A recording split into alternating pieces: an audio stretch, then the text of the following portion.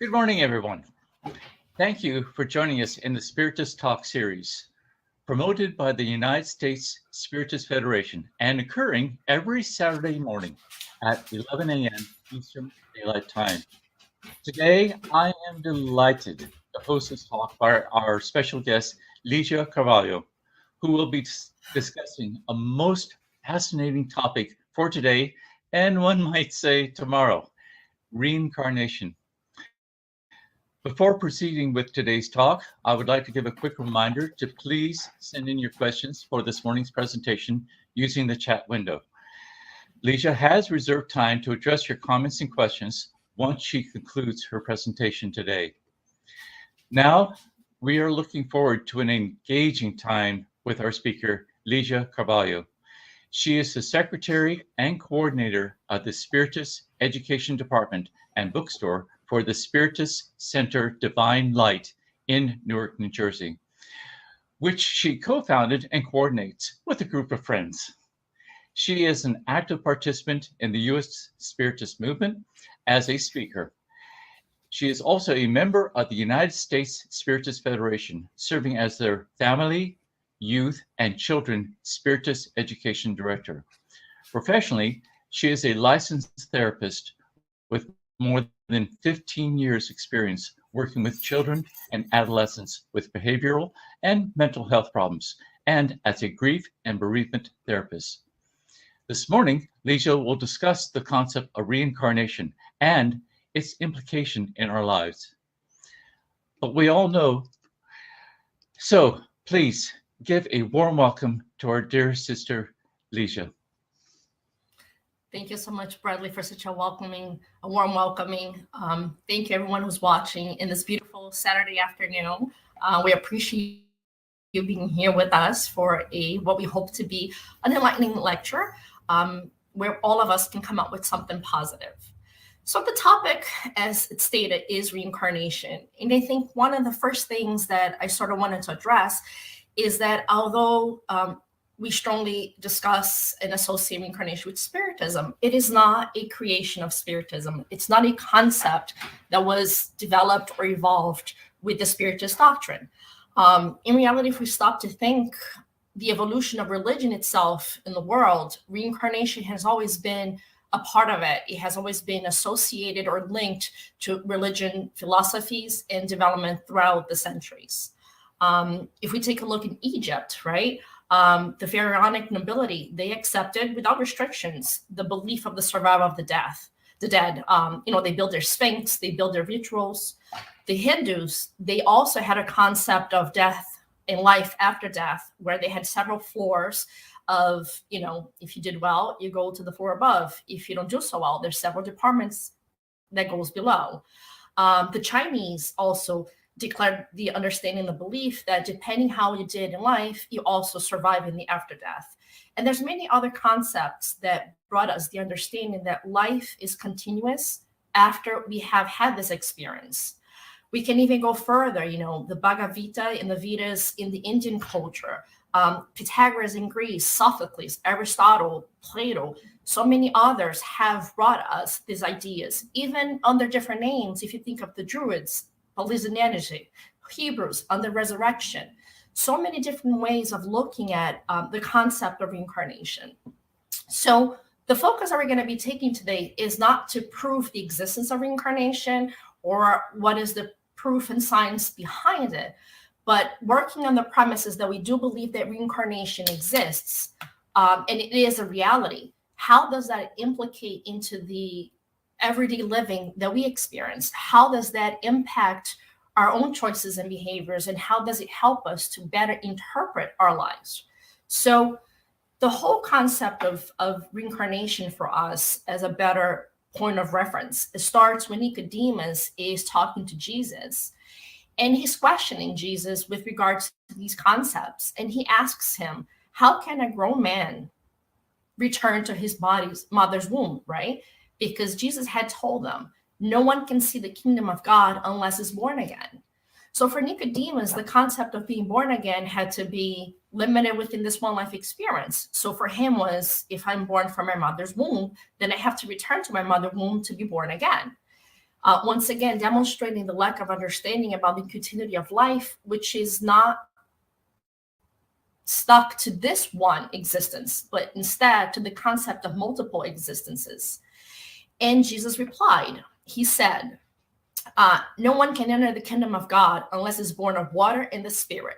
Flesh gives birth to flesh, but the Spirit gives birth to the Spirit. You should not be surprised at all, Mike saying, you must be born again.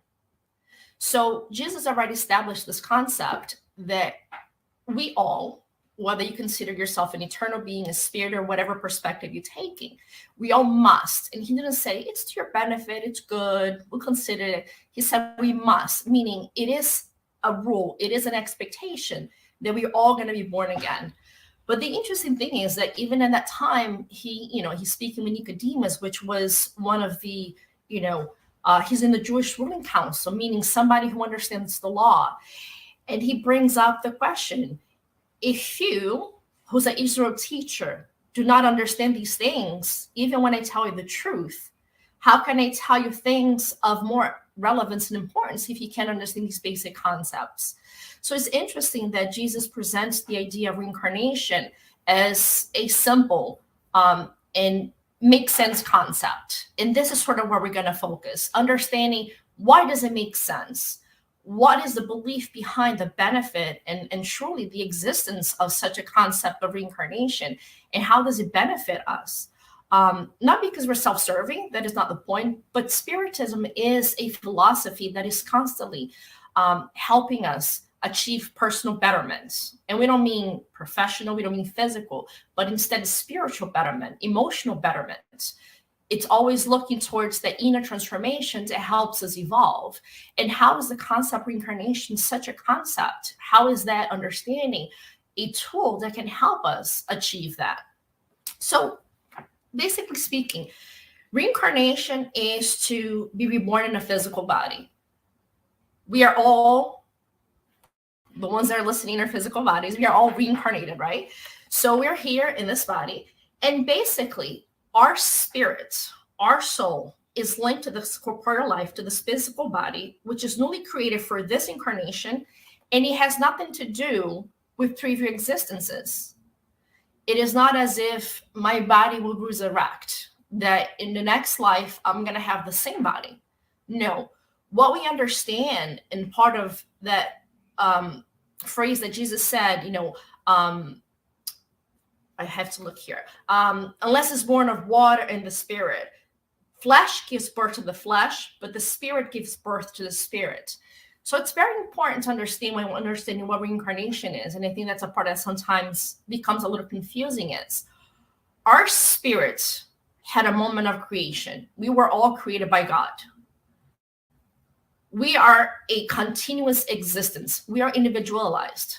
When my body dies, when I disincarnate, my spirit remains the same. The understanding of who I am, the abilities that I have achieved, the emotional and intellectual and moral successes that I have acquired.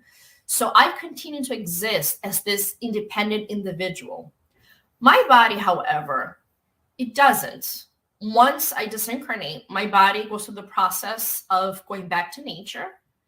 And when I do reincarnate, my spirit is the same, but my body is different. And we'll talk more about it. How is it that I don't remember prior existences? How is it that I don't remember other reincarnations? We'll get into that, but it's important to understand that body and spirit are two separate concepts.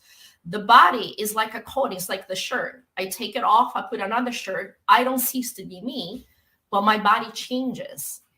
So reincarnation in reality is a transitional state for all of us. Right now, it's a moment in time. This existence, this life is a moment in time of my fullness as an eternal spirit. And that is important. That's part of the consoling part of the reincarnation is because it helps us to understand that whatever I'm experiencing now, and usually we're making these reflections when we're going through struggles and difficulties and sorrows.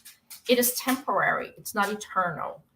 Whatever I may be dealing with now, it's sort of like, it's a moment, and we're going to discuss it, why we go through these things, but it's not forever. And that gives us consolation because we know that whatever these struggles is, it's time limited. At some point, that struggle, that challenge, that sorrow will come to an end, because being incarnated and reincarnated is a transitory, it's transitional for all of us. And essentially, it's an opportunity that's given to us so that we can practice our free will. We talked about differentiating between the spirit and the body. So the spiritual life, that's where really we live. That's where our true existence is. That's what we truly can call home. Physical life, like we said, it's transitory, and it's moments and times, it's experiences to teach us something. So being reincarnating, having this opportunity, it's a gift of God to help us put into practice the concepts and the teachings that we have acquired as eternal spirits, and to be able to develop the perfection that lies within.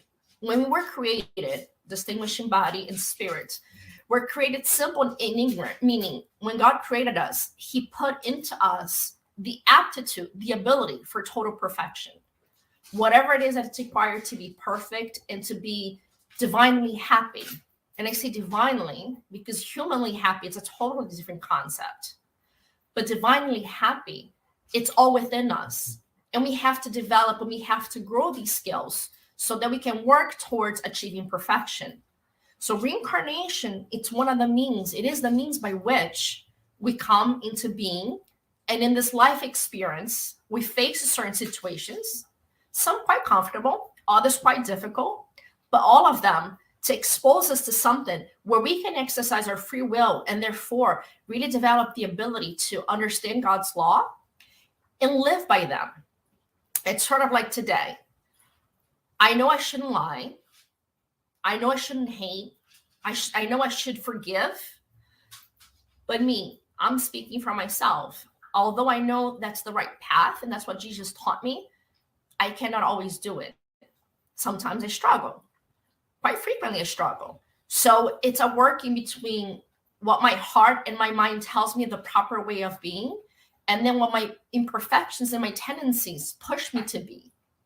And I really work hard to try to bring balance and not let my imperfections and my personal preferences, be angry, be distrusting, be vindictive, get a hold of me. But instead, I try to subdue those imperfections and hopefully change them towards forgiveness and understanding. So reincarnation are these moments where we exercise our free will and our understanding of God's law, modeling, after Jesus Christ and some other beautiful examples that we have in our society, not just within the Spiritist movement. I mean, Mother Teresa, Gandhi, there's such big examples for us. So utilizing these examples to help us see what is the best path forward.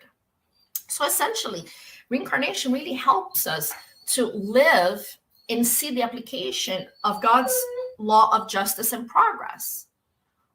Through each reincarnation, we learn a little more, we overcome a little more, and we work towards progress. But also the law of justice, which we're going to talk a little more upcoming.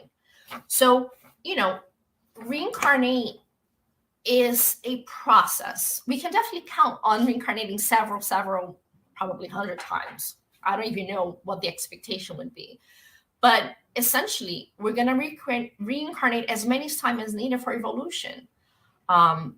We all talk about Jesus being the only perfect being that walked on this planet.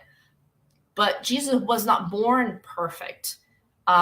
He grew what we call on a straight line, making the right choices, responding in the proper ways, and achieving perfection. So he too had to go through the process that we are going today of experiencing challenges and comfort experiences and so forth in order to be able to evolve into a perfect being.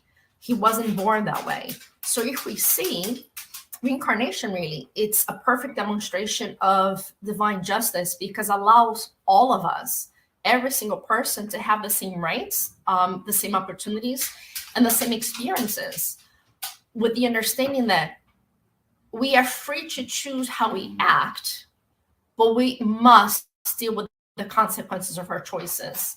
So, you know, yes, I can do whatever I want, but if I make a wrong choice, consequences are going to be difficult. If I make a good choice, consequences are going to be positive. And I think that's a lot of what distinguishes the experiences, the individual experiences of each person. So when we think about reincarnation, in the posthumous work of Allan Kardec, there's a chapter that's called The Path of Life that gives us a perfect example. So he says that this man, he was walking this path, and that was his path. And all of a sudden he comes and he faces him, you know, he's facing himself with this huge forest full of trees and thick. And as he starts walking into it, it's getting darker and more difficult to walk through. But he understands that he needs to get through it to get to the other side, because there's no other way to go. The path, you know, it's encompassed by this huge forest. And it's such a huge struggle. And he feels like, you know, he's working through it. He's getting cut. He's getting hurt. He's falling. He's afraid. It's cold. It's dark. And then eventually he starts seeing some light, and he's getting across. And he sees the path, you know, up in front of him. And he's able to leave the forest. And as soon as he steps out, he's so exhausted and tired and injured. And he feels like that process took forever. He's like, I can't even account for how many years I must have been there. And he's slowly but surely walking, and, you know, the knees are healing, the feet are healing. He's in a lot of pain, but he gets back on, you know, on the up and up, and he continues to walk. And guess what? Another forest in the same process. He continues to walk, another forest. But this time, it's been a few forests. It's like, I already know this. I already know this vegetation, or already know how to cut this branch, or how to take this tree out of the way, or how to account for certain things. And the more he goes through the forest, the easier he gets. And at some point, he's like, oh, that was quick. I'm already through it. I'm on the other side. And then eventually the forests are changing, and they become not as difficult. And as he continues to walk, he finally gets to the top of a mountain, and he reached the peak in his final destination. And the interesting thing is, in that moment when he's up in the hill, in that mountain, and he looks back, all those huge, tiresome, exhausting, challenging, difficult forests, and some of them, not because they were painful, they were just difficult. He wasn't aware. He didn't know the environment. And he looks back, and they're tiny little specks of darkness against the long line of his journey. And there's a wise man there at the top of the mountain. And he asks, like, what does that mean? Like, how am I to understand this? And the wise man turns to him and say, reflect on your journey. How was it in the beginning versus towards the end? And he's able to understand that each time that he went through a forest, he learned some new skill and some new aptitude that made it easier for the next time. And that in reality, now that he looks back, those experiences, they seem so, I don't want to say irrelevant, but so minute and quick in comparison to what they felt like when he was going through them. And that's our process of reincarnation.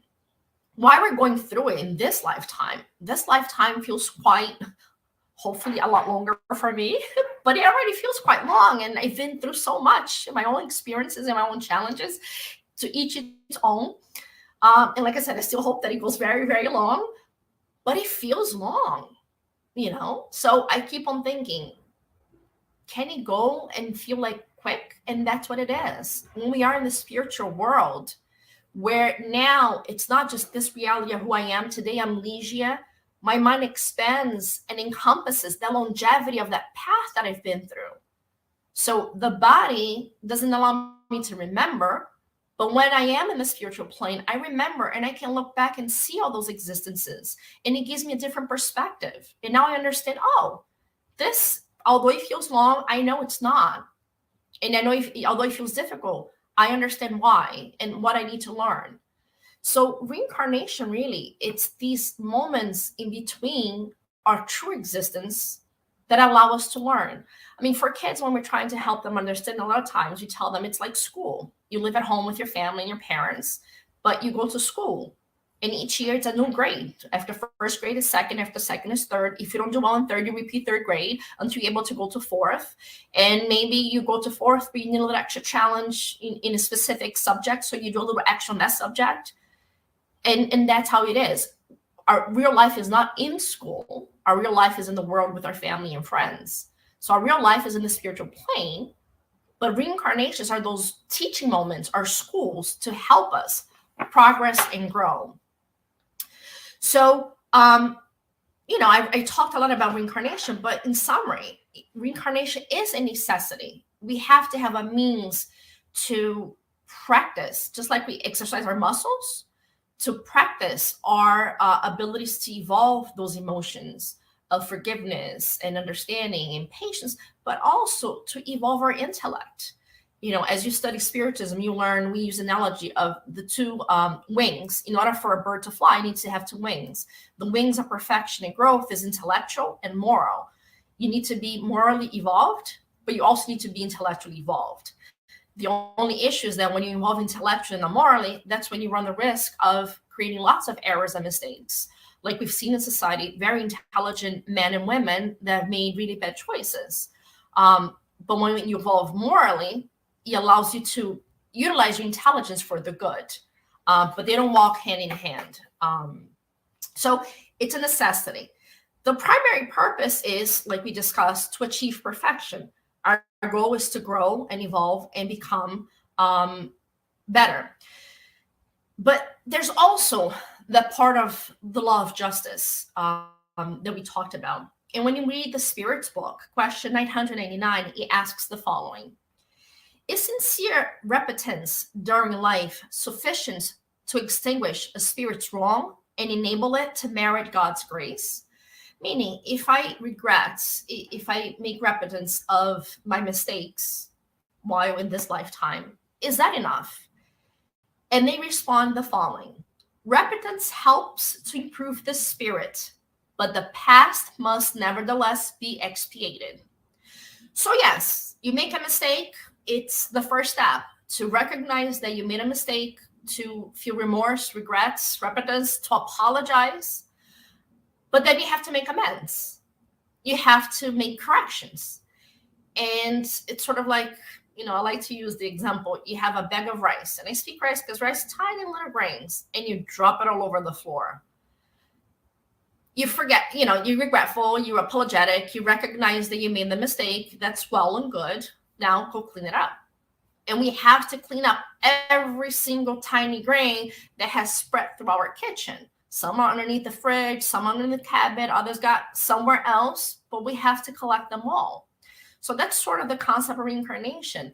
The first step is to acknowledge and be regretful of your mistake or the bad choices that you made. The next step is make amends, make correction, and have the opportunity to be exposed to a similar situation so that you can choose differently. It's really a process of applying concepts.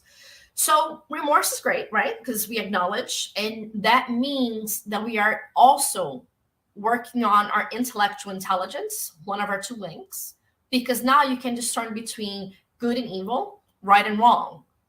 Maybe before you didn't have the distinction, but you made a bad choice that brought negative consequences or suffering. And now you realize, oh, if I do that, that's not good. So we are evolving and therefore developing our understanding. Expiation, like we said, we in some ways experience what we made others go through so that we can learn and empathize. And there's different ways. The law of God is a law of love and charity above all. So it's not necessarily that I killed, I must be killed. I cheated, I must be cheated on. I abandoned, I must be abandoned. Because remember, ultimately, it's not about the experience per se, but about the triggers and the motivations behind that experience. Why did I abandon? Why did I murder? Why did I steal? Why did I lie? Why did I cheat? And those reasons are different for every single person. Two couples that experience unfaithfulness, the reasons are going to be different. So it's not just judging the act, but judging the intentions behind the act. And that only our conscience my own conscience, not of what my partner or my family or my friend, but what I did. And basically God, he has the ability to really see to our conscience. And those two things are going to really be the weighing factors for the planning for our next existence. So when we say expiation, experiencing what we made the other experience is working on those triggers and the motivations of why we did certain things and what it caused on those people so that we can move forward and learn. And then, the other part of making amends is also the experience of a try, in the sense, to do good to people we injured, to really make up for our mistakes, for our bad actions. So reincarnation really allows us to purify our spirit while bettering ourselves and bettering. Sorry about the tongue tied here. Those around us. So, and there's another important point that they also make when we're learning and studying Spiritism, is that to not reincarnate is undesirable because the spirit remains stationary. So if we don't reincarnate, we stay status quo. And, status quo can be good right now, but give it a couple of months, give it a year, give it a century. At some point, the status quo is no longer satisfying, because I may stay stagnant, I may stay put, but all those around me, they wouldn't. They would move one way or another. They would progress one way or another. So the inner, need for growth, because once again, when we're created simple again or ignorant, we were built with all the potential of perfection and also the desire for better, for more. So God did fire the spark of what life could be so that we have the motivation to achieve and go for it. So if we don't reincarnate, we basically don't progress, and we're kind of stuck in a physical state. And that doesn't bring happiness, because I can guarantee in this planet that we are existing, there's no true happiness. There's no complete happiness. There's relative happiness. And at some point, the relative happiness won't be enough.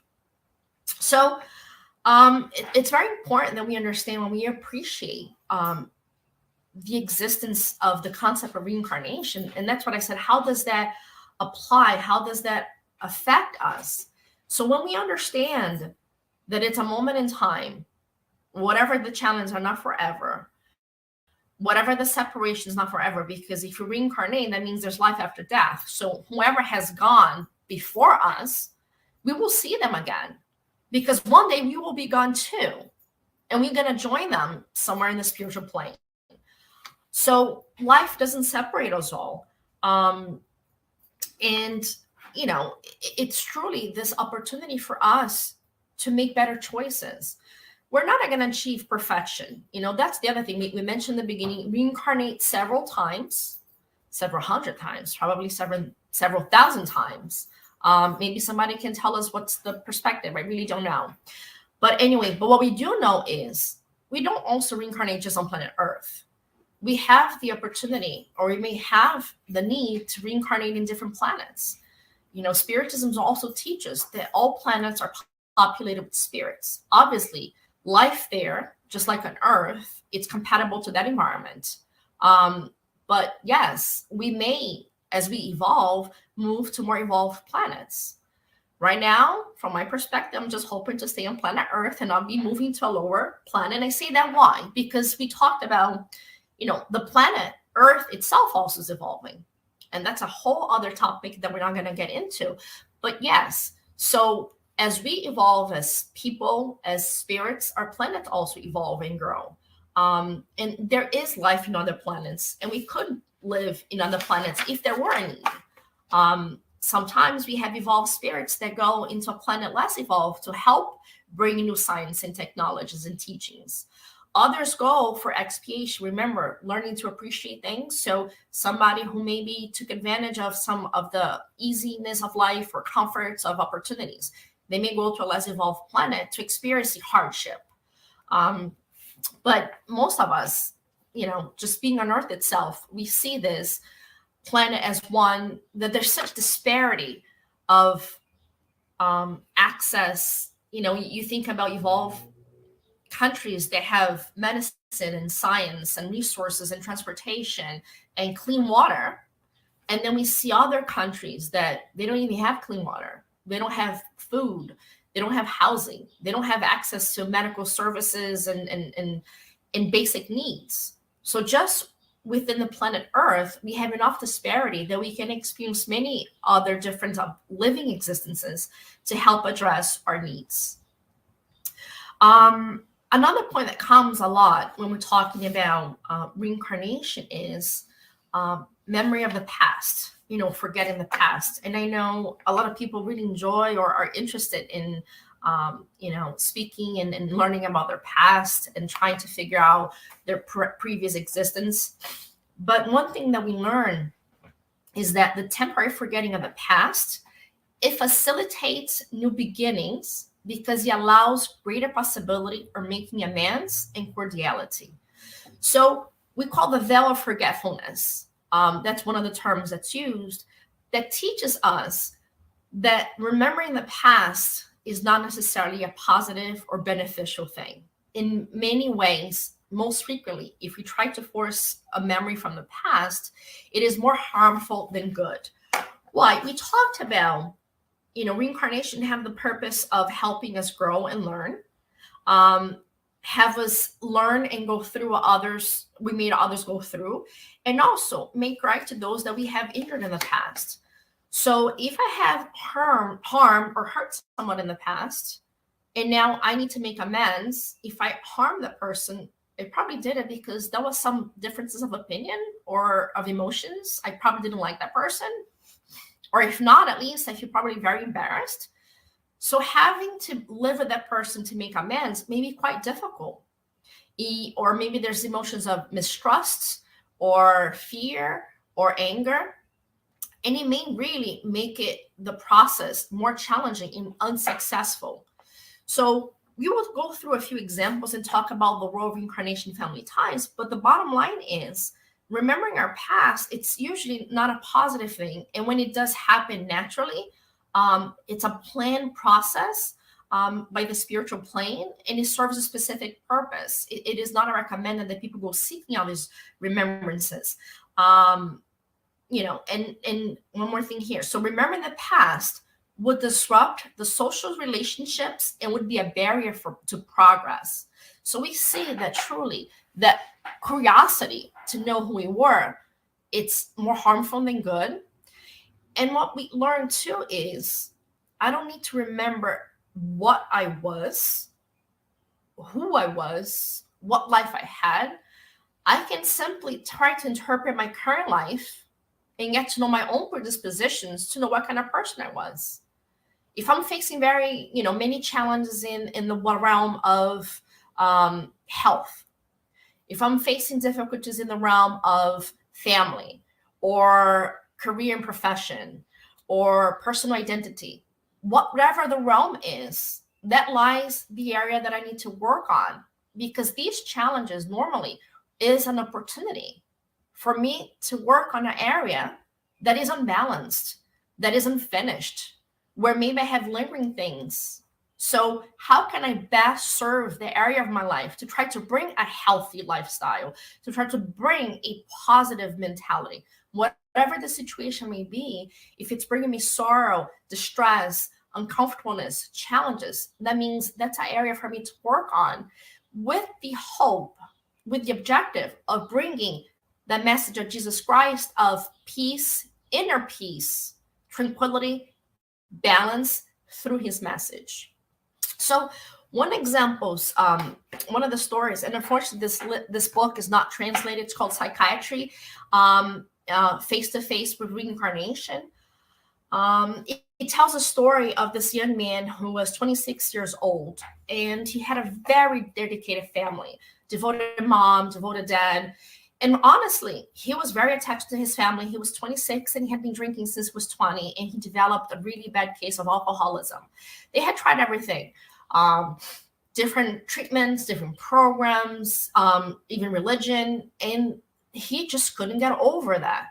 In spite of all the support of this very healthy and supporting family, And like I said, even him, he was a good kid.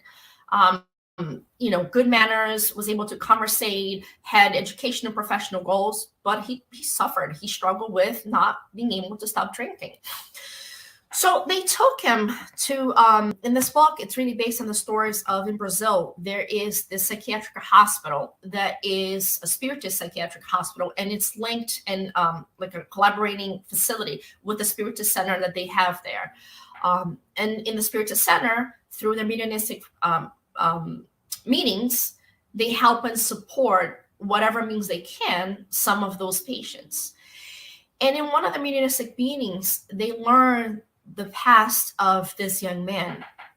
And for the interest of time, I'm going to summarize it, but essentially in a prior reincarnation, he was a very wealthy young person. He had inherited a huge fortune and he was very wealthy.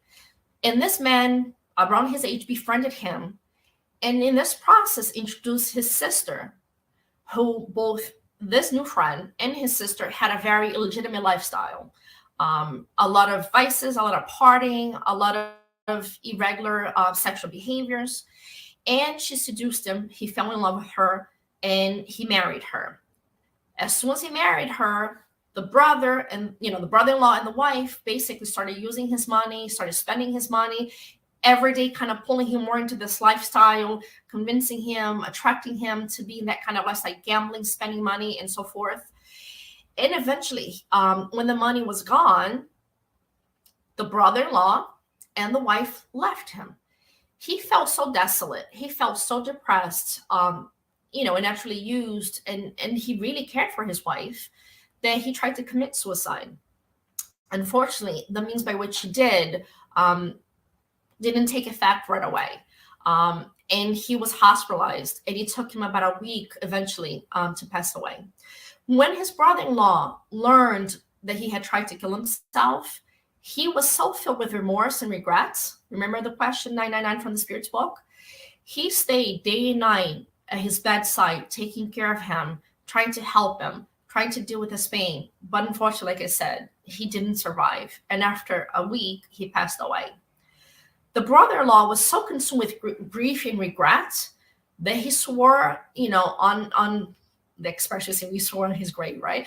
But he swore to himself to forever try to make amends and protect and take care. So when he disincarnated, the brother-in-law, and he was in the spiritual world, that need, that regret, that desire to make amends, to make it right, was so strong. His remorse of being, so mean and inappropriate and taking advantage of him was so strong that he committed, he promised to be there to support him and help him and do whatever he needed to be. So in the current reincarnation, he came as the father.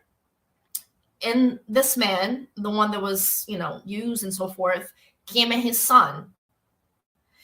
And even though he didn't have the full recollection, he didn't remember his past life, that proximity with the man who's now his father was a devoting, loving, forgiving, understanding, dedicated father. Because remember, he did regret. He wasn't perfect, but he regretted his mistakes.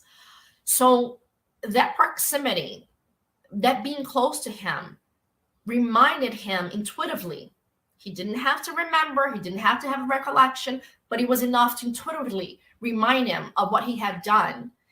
And that anger, that situation of unresolved conflict resulted in him drinking. And it was a way to punish and a way to forget. So obviously, the treatment team didn't come and tell them what it was. Once they understood the concept of what was the underlying conflict in relationship, they worked through therapeutic means, therapy of forgiveness. And after, they did the whole therapy and everything else, they worked through this process and helped him to identify those underlying emotions and get to a point where he forgave and understood and befriended and trusted his father. So, a long journey of reconstruction and relationship that now young man of 26 was able to overcome and recover from his alcoholism. He didn't have to remember, the team didn't have to tell him about his past life, but because they knew the underlying triggers of it, they were able to work through it. And just a big parenthesis, that's generally how it happens in our life. Not generally, but that's how it happens in our lives. You think of the relationships and the dynamics within our families. Some people that I like, some people that I don't like, some people I get along with, some people I don't, that you don't know where it comes from, but sort of that kind of reactionary, automatic emotions and feelings and thoughts. In the same way, if you're seeking treatment, whether it's therapeutic, for therapy, or you go into a doctor, you have to remember, we always have our guardian angels, and we always have those people around us that in the spiritual plane, they're trying to help and support us, and that will intuitively help every single professional, every single helping hand, whether it's a friend to give you a good word, whether it's a coordinator at the center who's, giving you a moment of his time to give you some guidance, whether it's your therapist, your oncologist, your doctor, your pediatrician, somebody, something, they may just kind of, give you direction. And that may be the defining factor to help you or not in making a change in your life or finding the path of, recovering or getting better. So we all have, these experiences. We don't have to remember past lives. So once again, the clinical team work on the underlying feelings of anger, distrust, and the need to forgive. So if we move on with our lives, trying to work from that perspective, understanding that each reincarnation, it brings an opportunity for growth. I think the one thing that we have to think very strongly, I won't lie, and myself sometimes have wondered, why God? Or why this? Not believing in God, but I think was more like an inner stream of like, oh God, if I just knew why, I would work on it to get it over with, right? But that's ultimately, even each life experience, each situation, there is a why, there is a purpose. And if we are able to kind of focus and understand, God does not make mistakes. He does not. So whatever we are experiencing, there's a reason. And the process of reincarnation is so intrinsic. And I know our time is running, but I just want to give this one other example, because I think it's very beautiful when we think of reincarnation. And it brings up so many issues, even for those that may be going through difficult times and contemplating suicide, the beauty and opportunity of reincarnation. So in this other book, unfortunately, I don't have it with me, but we do have it in English. And it is available at the USSF bookstore, Missionaries of Light. And it's all about the reincarnation process. And it talks about, and once again, I'm going to summarize very quickly because of the interest of time. There's this family, Rachel and her husband, Adelino, who are, basically the spiritual plane is in the process of, she's going to get pregnant. She's going to have another baby. So they're in the process of getting close to that moment where all the participating spirits of the family need to kind of come together to prepare themselves, because this is an assisted positive reincarnation. There's many different types of reincarnation, some successful, some unsuccessful, some with beauty and support, others very difficult. But this one, it's one of those nice situations. And in summary, Rachel and Adelino, they were partners in another life. And the son-to-be, Segismundo, he murdered the father. And after he murdered the father, the mother, without resources, without any means, ended up falling into prostitution and had a very difficult life. So Adelino had, held on to a sense of hatred and mistrust and vengeance towards Segismundo. And in the spiritual plane, when all of them were there, through the interventions of the spiritist guides and their mentors, they worked through it and made a plan. They made an agreement. They worked towards, again, forgiveness and trust. So Raquel and Adelina would come back, and Segismundo would come again as their son, where this time, through the bonds of love and family, they would learn to respect and appreciate each other and make up for the errors of the past. Rachel was all ready for it. But when it was coming close to that moment and Segismundo was being brought closer to them, Adelino started feeling that fear, that anger, that sense of mistrust, because he had been murdered. So he was, sort of agitated and irritated and having a difficult time. And it was actually interfering with the process. the spirits are teaching us that those emotions, those feelings of anger, irritation, mistrust were actually impacting his sperms, and they were making them unable to bring life. So he was damaging the sperm production in a sense that the sperm was useless, and they wouldn't be able to complete the reincarnatory process because of those feelings. So they went through a whole process of having a spiritual meeting while they were all sleeping to reapproximate Adelino and Segismundo and try to remind them of their agreement and their commitment to each other. Segismundo also was very scared. He was scared of failing, scared of going back to his old ways, scaring of, of Adelino not falling through and him failing. And through the intervention, they both committed to themselves again, to each other, to support each other. Adelino worked again on giving him the benefit of the doubt of forgiving him, and Segismundo in committing himself to be a good son and make up for what he has done in the past. And once that happens, Adelino changed his inner interactiveness of fear and anxiety and stress. And Segismundo too was very anxious and now doubtful, became more confident, so that Segismundo could go through his process of sort of like a deep state of sleep, so that he can be linked to the physical body. And Adelino, so that his energies would interfere with the production of his sperm, because we need the sperm in order for physical reincarnation to take place. Very important here, during the physical act, the spirits aren't there. There's a whole process of emotional protection, of barrier, of privacy. We do earn our privacy. That is why it's important too, when thinking about our sexual life, how are we leading it? Is it healthy? Is it respectful? Is it safe? Because the safer, healthier, and more respectful, the more protective. The more vulgar or non-committed, the less protected. And then, yes, we could have companions. So we have to think about with whom, how, place, intentions, emotions, commitment. It is not a simple act of, physical pleasure. So after the fact, as we know, the sperm survives several hours and go through a whole journey before you get to the woman's womb. They also go through this beautiful process, which we don't have time to go in detail, but the spirits, the reincarnation specialists, because yes, there's a whole planning. There's a whole group of specialists in the spiritual plane to plan for our physical body, our tendencies. And what we learn is, yes, we get a lot of from our parents, hereditary factors, our physical hair, our eyes, our body shape, our voice, height, so many other things. Physical predisposition like cholesterol or diabetes or certain cancers, some mental health problems.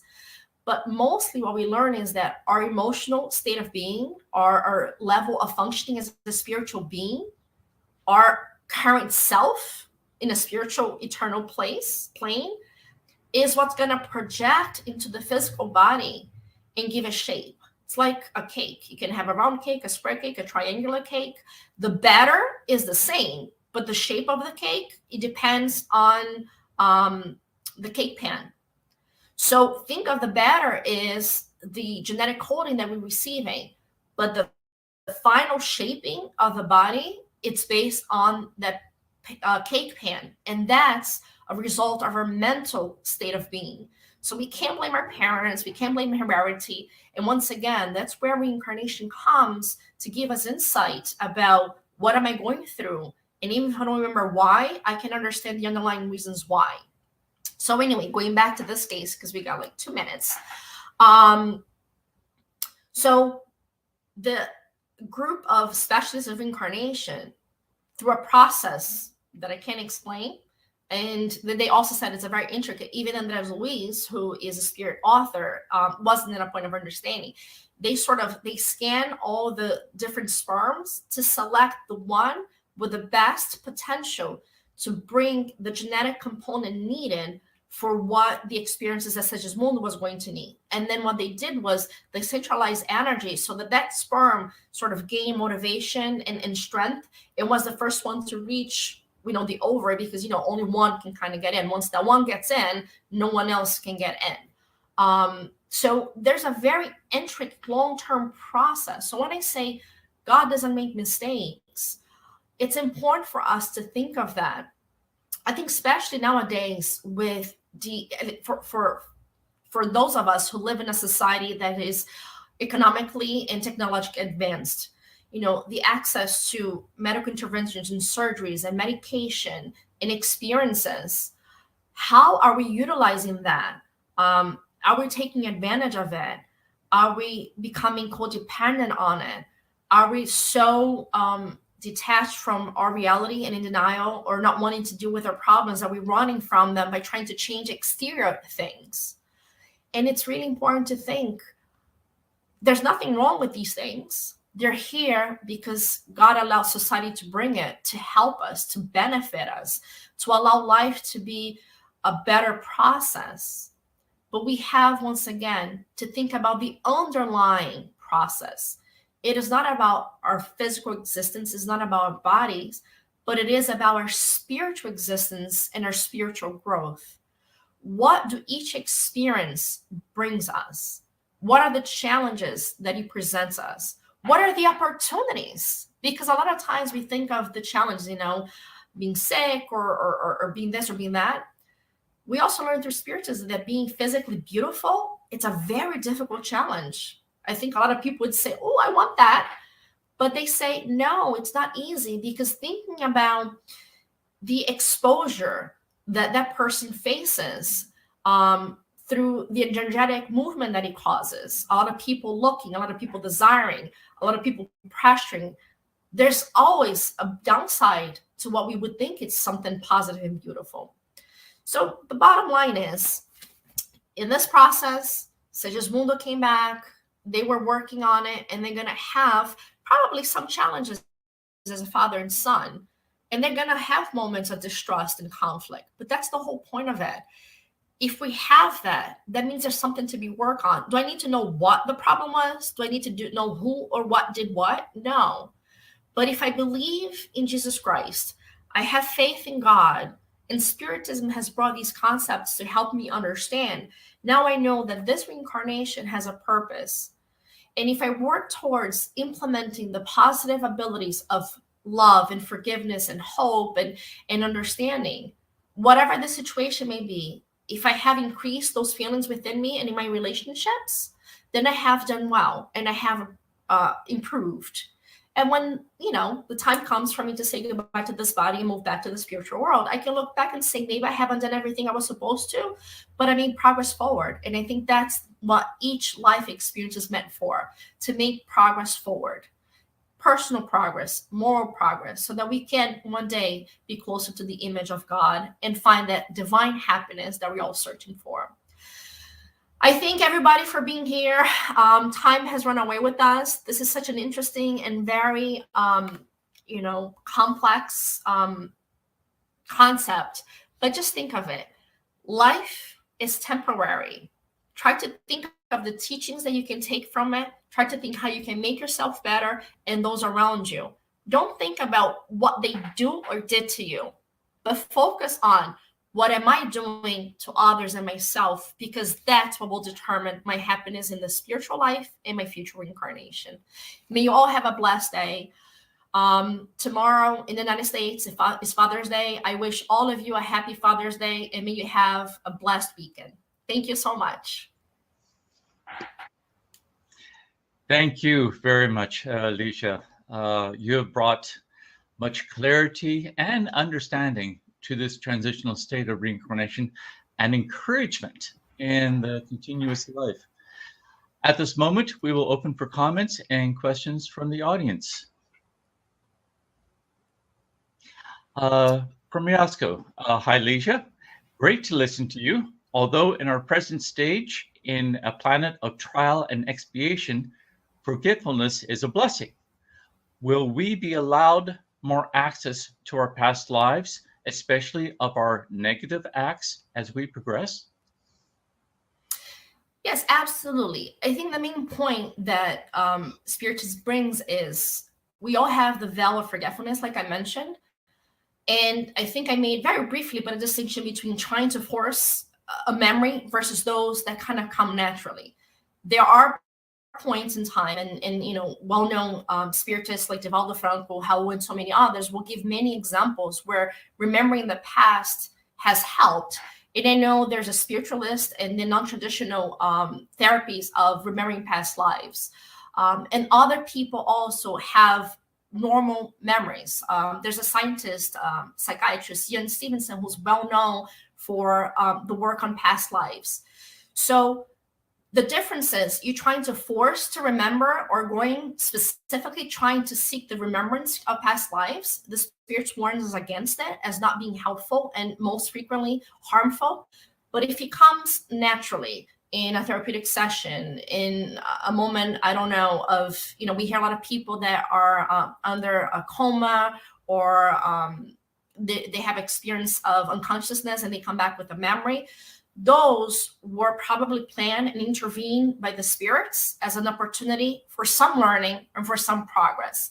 And I probably believe as we evolve as spirits and as a race, that memory will probably increase and may facilitate. But at this moment in current stage, the safest and healthiest is not to provoke the remembrance, but if it comes naturally, to work with it.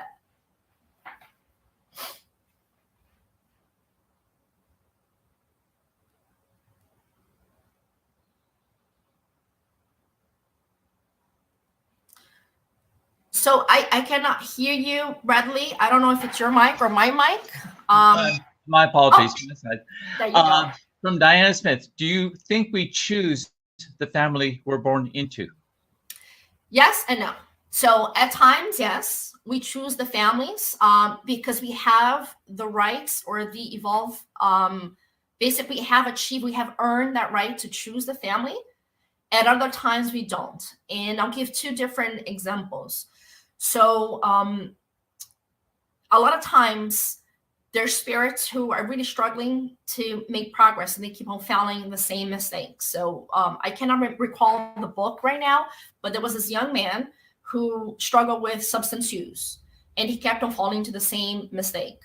So this time they decided to approach this family, who was a very loving, emotionally in a spiritually evolved family, so to speak, was a good, stable family, to ask them if they would give him the opportunity to be in their family, to experience a different lifestyle, a different reality, surrounded by love and protection, with the hopes that that would awaken his desire to improve himself. So it was a stranger, so to speak, not a spirit from their spiritual family. And he did. He came into this family, and lo and behold, in spite of all the love and care and support, he once again failed and went through the path of dying of an overdose. The interesting part is that this time, when he passed away, when he disincarnated, and he saw how much sorrow and suffering he brought to this whole family, these people that had been nothing but loving and supportive and caring, and how much they really esteemed and missed them, and how sorry and sad they felt, he had such a sense of guilt and regret and shame. And that was that moment where those feelings awakened in him the desire for change. And then in his next reincarnation, he was able to now work with motivation to improve. So in this moment, he didn't choose the family. It was chosen for him as an intervention to help him progress. There are other circumstances where we are not allowed to be born within our family. Very quickly, one of the books of Andre Luiz, can't remember. Last time I can remember the book and somebody gave the recommendation. It's also translated in English. But this couple, they were married. The husband, felt entrapped at some point. He didn't want to be in the relationship anymore. He had, basically, long story short, he wanted to kill his wife and move on with his life. His children were there, and through the intervention of spirits, by involving the act, protected the mom, he fled. Mom had a different life. She had very many struggles, but she evolved. He, on the other hand, chose a path of least resistance and had a very poor decision-making life. Towards the end, she reconstructed her life, and he murdered the wife's second husband. The next reincarnation, they tried to come together, but he wasn't allowed. after 2 reincarnations with her progressing and him being unfaithful and not doing well by them, she moved on and he had to reincarnate in a different life because her and the 2 daughters that they had and the second husband who later became the son, they all evolved. And he stayed in that same level. He didn't evolve. So at that point, he was not allowed to be born with them again. So even though he may have wanted, he didn't have the right. So at times we choose, at times it's chosen for us, and at other times we're just not allowed because we haven't earned it. So just think, you are in the right family for you. Whatever the circumstance may be, the spirituals, the spirit guides, through the law of Jesus, the laws of God, they chose the right family for you.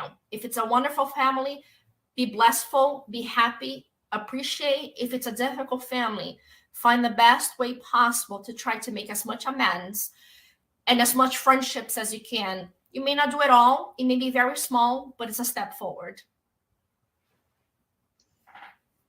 That's encouraging to understand that about the family that we are in. Very much. Yeah. We hear of spirits spending a very long time in the spiritual world, refusing to reincarnate. How and why this happens, and how does it end?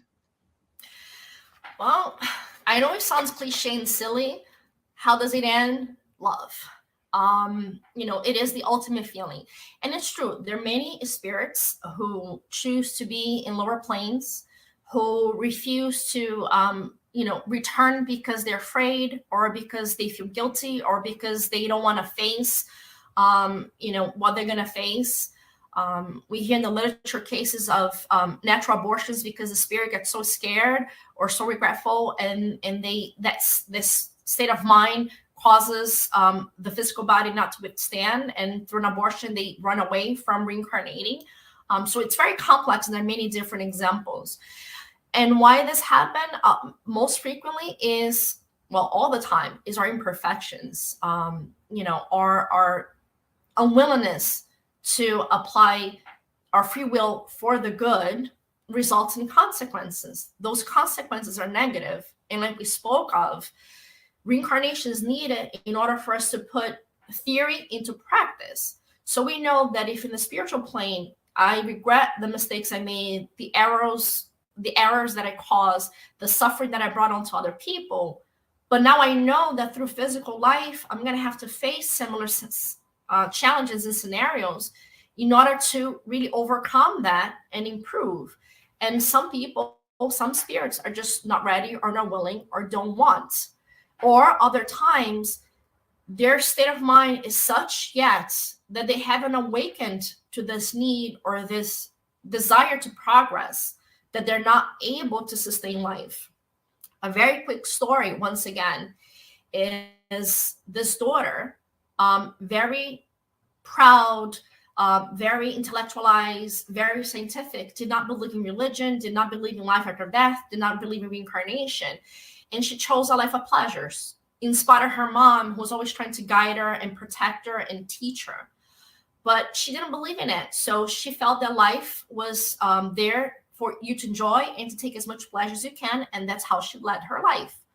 When eventually she passed away and disincarnated, she found herself spiritually in a very bad situation. Vices, broken marriages, relationships that were damaging and hurtful, because she really was self-centered and did not really account for others. And in that moment, she suffered long, long years in a lower spiritual plane, until one day her mom was ready to reincarnate again, reincarnation. And her mother had still held on to desire to help her and to protect her and to allow her another opportunity. So before she reincarnated, the spirits worked through to help for them to have a meeting in the spiritual plane. Her mom was always around, but because they were in different levels, so it's like different stations, she couldn't see her mom. But this time, through spirit intervention, they were able to see each other. And at that moment, that awakening in her, the desire and the realization, I'm sorry, Mom, you were right. The things you said were correct. I made bad choices. I want to learn. I want to be better. And please, will you help me again? Will you teach me? And I promise to listen. And the mom totally, committed to doing it.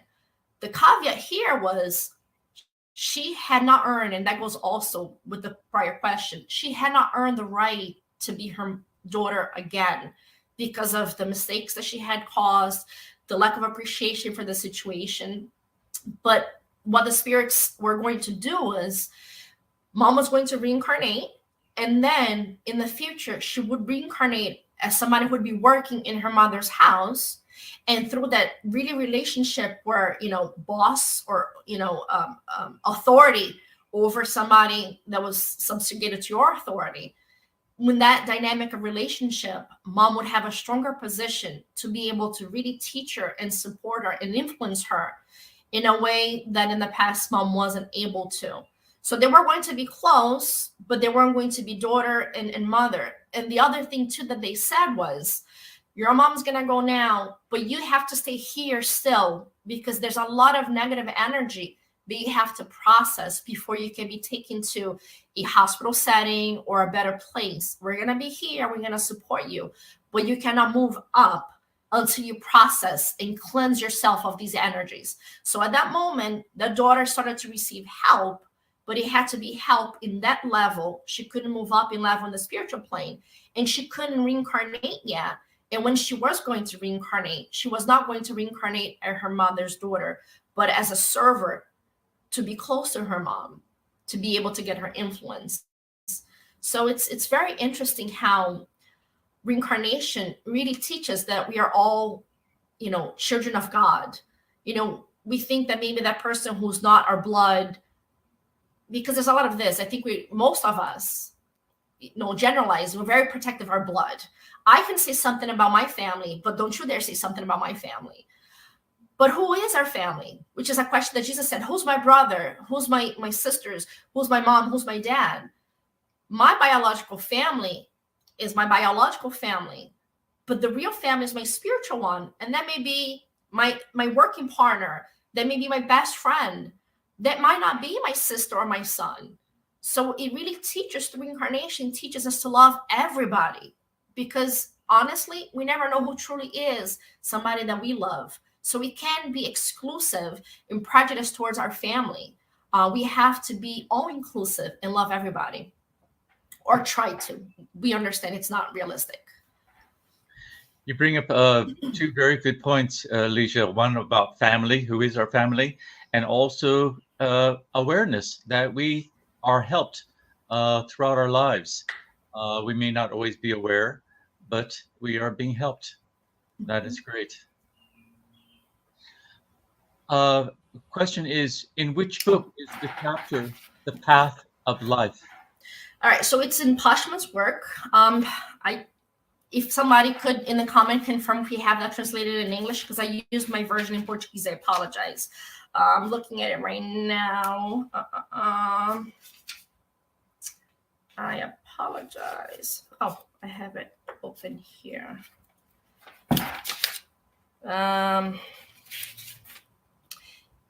This one doesn't have chapters.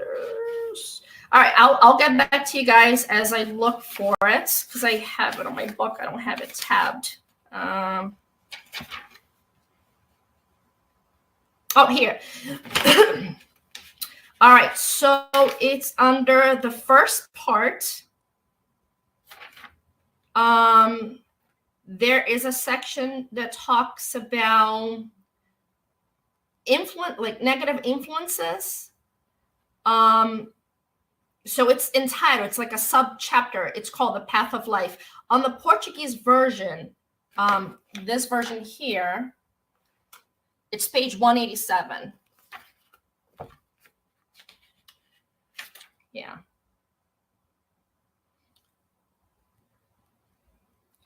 Bradley, you're muted. Okay.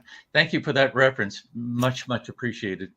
And our final question, can we focus too much on our mistakes and through that delay our progress, our growth in life, in this life? Thank you. I think this is an excellent question.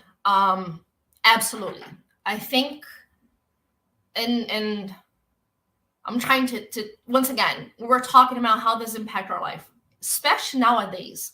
I think that at least in the United States, I can't generalize in all countries, but the United States, the impact of media and access to media has given everybody such a false reality. And I don't mean this as a criticism or judgment to tell anybody, but people's Facebook or TikToks, or it's always something happy, wonderful vacation. So we only see those glimpses of the beautiful moments. Little do we know that sometimes, and I can listen, I have a 3-year-old son and an 8-year-old daughter. Our Christmas pictures look so happy and beautiful, but I will tell you, there was a lot of yelling and nagging and bargaining. Here, I'll give you candy if you just sit for a second. Anywhere, it was very frustrating because my 3-year-old wouldn't sit still. It's like they're looking all over the place. But eventually, after like 100 photos, we get one that we all like. So I think the media kind of portrays this sense of perfection, and magazines and things. Everything is photoshopped, or everything is this, or if you don't have this, we don't. And we have developed such a false sense of reality. I think some ways everybody's life is perfect but mine. Then we end up focusing so much on what doesn't seem perfect. And when we do acknowledge our weaknesses or our challenges, we think is the worst thing in the world. And in truth, it's not. When we study inner transformation, I don't agree with the concept. Some people say, let's kill our shadow, so that we can grow our light. Absolutely not. I think it's the opposite. We need to learn to every deficit, every imperfection, every negative aspect of our lives. The moment we acknowledge it, that is the moment that we can stop engaging in it. If I don't know that I'm, impatient, which it would be hard not to know, but let's assume I'm constantly going to be impatient and hurting and stabbing and injuring others through my impatience and causing conflict. The moment that I realize, oops, I'm impatient, that's the moment that I can make myself better. So I think we should celebrate the awareness of mistakes, because now they have freed us from ignorance, right? We're born simple and ignorant. It has freed us from ignorance. And now we can look for a path for self-improvement.